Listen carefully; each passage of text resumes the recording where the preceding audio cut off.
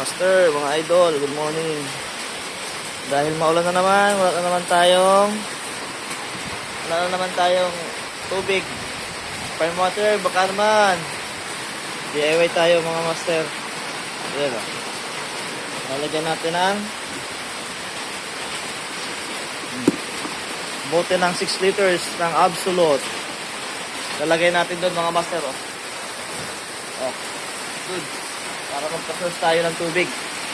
Oh, pakita ko sa inyo mamaya mga master, kabit ko muna.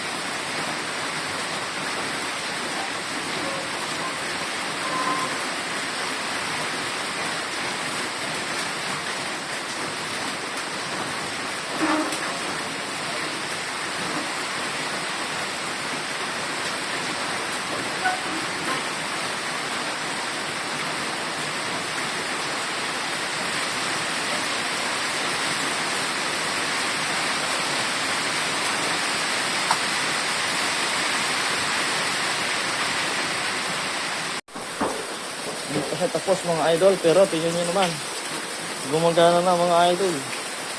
Effective mga idol. Ayun siya mga idol oh. Oh, paparating natin yan sa CR dun, para din na mag-igib. Do it yourself mga idol, isip-isip din. Yan mga idol oh.